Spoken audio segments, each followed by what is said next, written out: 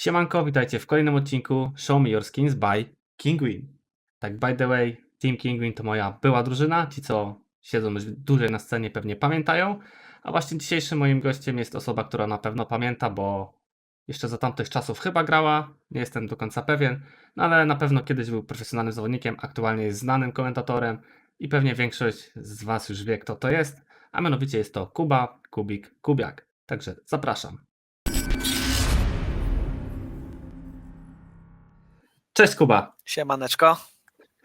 Ty już jesteś, w sumie byłeś zawodnikiem dość dawno temu i pewnie przeżyłeś ten okres, gdy skiny wprowadzono do CS-a, więc mógłbyś powiedzieć, jak to wpłynęło ogólnie na cały esport. Teraz też komentujesz mecze i no, widzisz ogólnie, co się dzieje, więc jak to z twojej perspektywy wyglądało? Na pewno jeżeli chodzi o skiny, to pamiętam, że bardzo mocno to wpływało na widowiskowość spotkania, kiedy jeszcze tak naprawdę gdzieś tutaj branża bookmacherska w ogóle nie była rozwinięta, no to wiadomo, że gdzieś tutaj przede wszystkim skiny to było to, dzięki czemu można było właśnie napędzić powiedzmy widzów, żeby dane spotkanie oglądali i no dysproporcja pomiędzy spotkaniami, które faktycznie no gdzieś były na tym lunge'u, a nie były, to była ogromna, kolosalna wręcz różnica, także to jest chyba takie pierwsze skojarzenie typowo esportowe, jeżeli właśnie chodzi o same skiny, że nabijały bardzo dużo widzów właśnie, jeżeli chodzi o samego CS-a i na pewno w jakimś stopniu przyczyniły się do rozwoju. No wspomniałeś tutaj o Lanjo właśnie, czy gdzieś tam na samym początku też starałeś się, nie wiem, bawić tymi skinami, handlować, czy no po prostu, nie wiem, próbowałeś zdobywać jak najlepsze skiny, jak to właśnie wyglądało u ciebie? Jeżeli chodzi o samo handlowanie, to nigdy się jakoś szczególnie w to mocno nie bawiłem. Raczej gdzieś tam po prostu wymieniałem się ze znajomymi, na chwilę pożycz mi kosę, zobaczę jak to w ogóle będzie.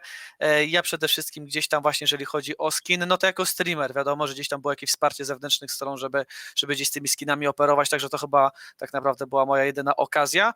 Dla mnie skiny też w jakiś stopniu jako streamera oznaczały przede wszystkim to, że mogę się czymś dzielić. Gdzieś sponsorów na streamów, partnerów, jak to się też ładnie mawia, było na pewno kilku, ale pamiętam, że zawsze partner związany ze skinami to był partner, który był fajny dla widzów, bo zawsze gdzieś tam tych giveawayów po prostu mogłem robić więcej i coś ciekawego właśnie tym swoim widzom rozdawać. Jeżeli chodzi o samego lunge'a, nie ukrywam, że miałem dość krótki epizod, może tydzień, dwa, gdzie się bawiłem w obstawianie, no ale nie ukrywam, że potem gdzieś tych spotkań zaczęło brakować, zaczęło się bawić w mecze amerykańskie i po prostu gdzieś tam dnia czasami brakowało, żeby to wszystko zanalizować, także nie ukrywam, że jakoś tak smykałki do obracania tymi skinami nie miałem, ale tak jak mówię, zawsze pamiętam, że to była fajna opcja gdzieś tutaj dla moich widzów. No tak, ale czy miałeś coś takiego, że na przykład chciałeś zdobywać te skiny do grania, bo jeszcze byłeś kiedyś zawodnikiem i czy zależało ci na to, żeby mieć jakieś fajne skiny w tamtym czasie? Czy może pamiętasz, jakie miałeś, jakieś ulubione, jak to wyglądało? Tak, kilka skinów na pewno pamiętam, chyba taki mój ulubiony, mój ukochany to jest Karambit Tiger Tooth Factory New. No zdecydowanie najlepszy mój skin, jaki kiedykolwiek posiadałem, no ale gdzieś tam wkraczając w dorosłe życie, wyprowadzając się od rodziców, musiałem podjąć decyzję, żeby gdzieś powoli te skiny spieniężać, przez to by się po prostu utrzymać. To może brzmieć troszkę śmiesznie, tak, że jak to skin dorosłemu facetowi mogą ułatwić samo utrzymanie się, ale mi niewątpliwie pomogło. Akurat pamiętam, że karabin już nie typowo samo utrzymanie się, ale gdzieś tam możliwość ewolucji mojego sprzętu, bo pamiętam, że nowy telefon, gdzieś tutaj przede wszystkim budżet właśnie pochodził ze sprzedaży tego karambita Tiger Tootha. Jeżeli chodzi o AK, jeden chyba z takich ciekawszych donate'ów, jeżeli chodzi o skiny od mojego subskrybenta, to Westland, także również gdzieś tego skina zdecydowanie pamiętam.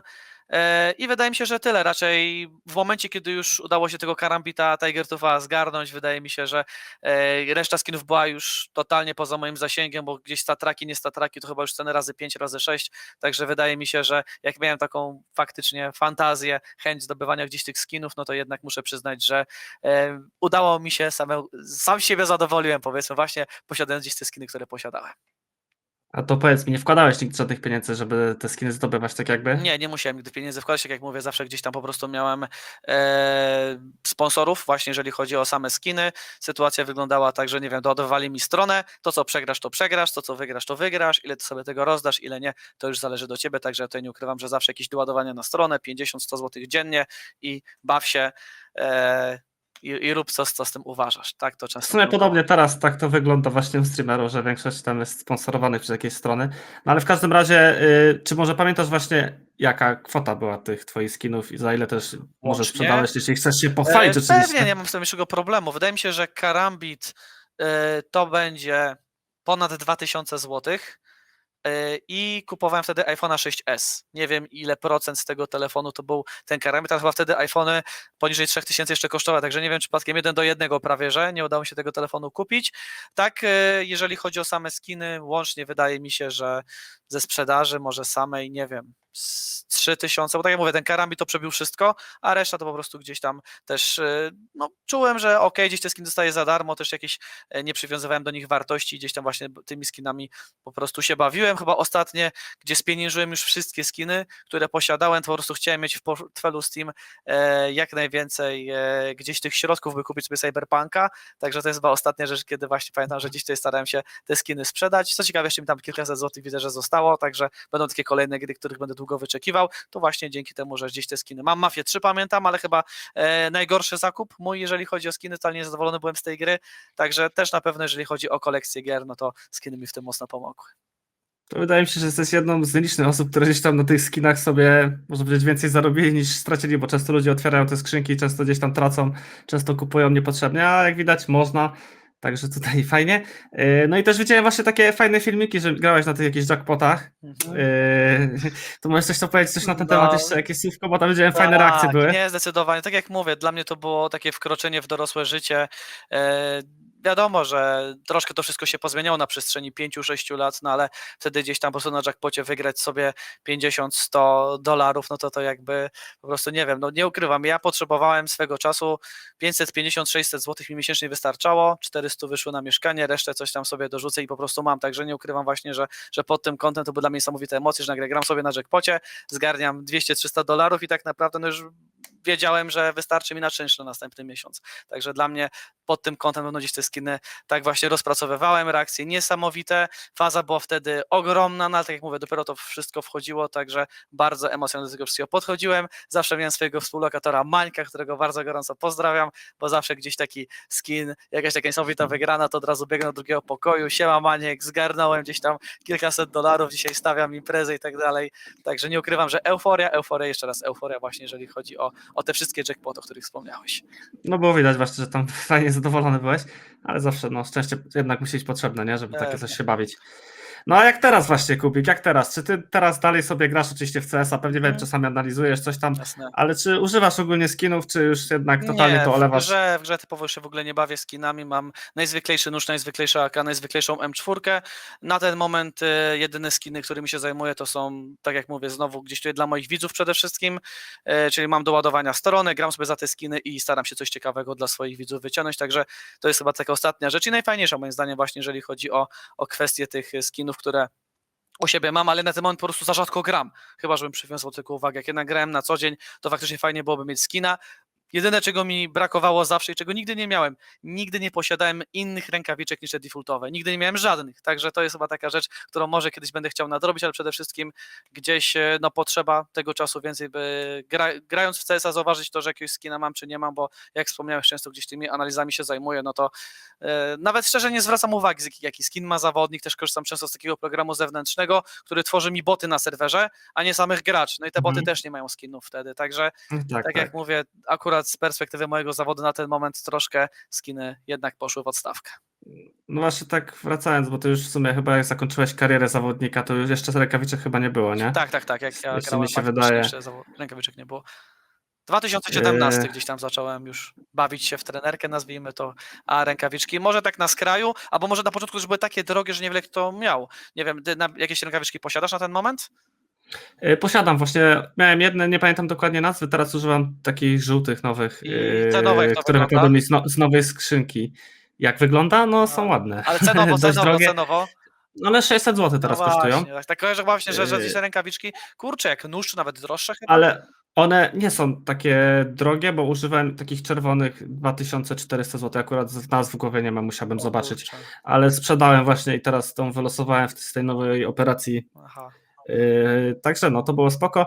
No i jeszcze w sumie tak pytając na koniec, można powiedzieć, czy teraz właśnie jakbyś został znowu zawodnikiem, czy masz jakieś takie skiny, które gdzieś tam chciałbyś posiadać, które ci się podobają, jak też komentujesz, oglądasz zawodników, Wiesz co, coś ci wpadło w mam oko? masę skinów, które mi się podobają z wyglądu, jednak mam ten brak, że nie jestem w stanie na ten moment żadnego skina z nazwy wypowiedzieć. Właśnie tutaj przede wszystkim moi widzowie to są ci, którzy gdzieś mnie edukują właśnie, jeżeli chodzi o same skiny. Pytam się, czy wyciągamy skina, czy gramy dalej, czy jakieś kontrakty, nie kontrakty, jak się w to wszystko bawimy i oni tam rzucają mi nazwę, mówię, ja cię kręcę, żeby tak się skin nazywa, bo też jest dość ważne to, że organizatorzy turniejów, przynajmniej tam, gdzie ja komentuję, ale wydaje mi się, że wszyscy odeszli od standardowego chuda. Nie ma już tego chuda, gdzie była nazwa skina też, bo też często zawodnicy mieli ten problem, że te swoje skiny nazywali brzydko i był z tym wszystkim problem. Także nie ma już chuda, nie ma nazwy broni, stąd też nie znam nazw skinów, bo zawsze gdzieś ta nazwa skina po prostu była, wiedziałem, że jest to, nie wiem, AK, Neon Rider na przykład, czy coś innego. Tak na ten moment no nie ma tej nazwy broni, stąd mam ten kłopot, ale jestem przekonany, że kilka by mi na pewno wpadło w oko z tej nowej kolekcji. Tak jak mówię, chyba przede wszystkim polowałbym jednak na te rękawiczki. Coś, czego jeszcze nie miałem. No te rękawiczki, o których mówiłem, to nazywają się Hand Wraps Desert Shamach. W sumie nawet nie umiem wyczytać ich dobrze, aktualnie kosztują 623 zł. No, tak jak w sumie mówisz, rękawiczki fajna sprawa, mi też się podobają, ja sobie teraz mam cały żółty zestaw, ale pewnie o tym jeszcze nagram gdzieś tam odcinek. No nic, Kubik, ja Ci bardzo dziękuję. Jeszcze w sumie takie ostateczne pytanie na koniec do Ciebie. Jakbyś miał tak powiedzieć dla młodych graczy, czy skiny mają tak naprawdę, czy coś dają, czy pomagają w grze indywidualnej? Wydaje mi się, że nie, ale ludzie mają to, że lubią jak coś wygląda, jak coś jest fajne, jak chcemy pokazać, że coś ciekawego posiadamy. Także wydaje mi się, że jeżeli gdzieś tam jest tylko opcja, chcemy zaryzykować, wydaje mi się, że nie ma najmniejszej opcji, warto gdzieś z tych skinów korzystać po prostu dla samego siebie. Też pamiętajmy, że w CS-ie jest jedna zarąbista rzecz, że to jest, powiedzmy, nie wiem, jak inwestowanie w nieruchomości, że jak coś sobie kupimy i tak dalej, zawsze możemy to sprzedać i niekoniecznie tracimy wartość. A skin na przykład w Valorancie to jest jak kupowanie, nie wiem, nowego samochodu, który po samym założeniu traci całą wartość, czy tam bardzo dużo tej wartości. I na przykład w Valorancie kupisz skina, już go nie możesz sprzedać, nie możesz go nigdzie stradować. Także to jest chyba taka fajna opcja, że nawet jak gdzieś sobie tego skina ogarniesz, to zawsze gdzieś go możesz sprzedać, wymienić na gierkę i tak dalej. Także fajne jest to, że te skiny są lotne i można urozmaicić sobie, tak? Bo to jest jakiś tam element CS-a, a wydaje mi się, że ktoś sporo w tym CS-ie spędza czasu, to jak najbardziej fajnie gdzieś te skiny po prostu mieć. No tak, ja się tutaj zgodzę. Ludzie nawet zarabiają na tym, że gdzieś tam sobie handlują, bawią się tymi broniami. Niektórzy gdzieś tam trzymają długo jakieś naklejki stare, a teraz są dużo tam kilka razy droższe, Ja więc nawet sobie jest swojego już jakaś Karambita, opcja. przepraszam, że ci przerwę, Karambita sobie sprawdziłem, on już ponad 3000 kosztuje, a jego za około 2, pamiętam, sprzedawałem, także wydaje mi się właśnie, że te stare skiny bardzo drożeją, skrzynki, także faktycznie, nawet mam jednego subskrybenta, co kiedyś, to była taka dość zamożna osoba, gdzieś tam właśnie go spotkałem w Warszawie, zaprosił mnie na obiad, do dzisiaj trzymamy bardzo fajny kontakt, także osoba, która też bardzo mocno mi pomogła na starcie samej kariery, która powiedziała, a zainwestuję sobie 1000 zł, kupię kilka skinów, zostawię je na 5-10 lat, zobaczę, co się z nimi wydarzy. I mam wrażenie, jakby od razu by odpalił, to chyba razy 2, 3 razy 3 spokojnie z tych skinów mógłby wyciągnąć. No tak to wygląda właśnie. No a co do właśnie też skinów, to myślę, że właśnie to czy nie pomaga na skilla, ale gdzieś tam ładniej wygląda, lepiej czasami każdy mówi, gracze przynajmniej też moi znajomi mówią, lepszy movement gdzieś tam jak jest inna kosa, więc może to tam jakoś lekko wpływać. No ale dobra, już nie przedłużając, dziękuję Ci, Kubik, że powiedziałeś nam troszeczkę Twojej historii związanej z skinami. No i dziękuję Ci bardzo za uczestnictwo tutaj w naszym programie. Dzięki bardzo za godzinę i pozdrawiam serdecznie. Za gościnę chciałem powiedzieć. Pozdrawiam bardzo Za serdecznie. godzinę. A ja Was jeszcze raz zapraszam na stronę Kinguin. Tam macie fajne przedmioty, które możecie zakupić. Polecam wszystkim fanom CSGO.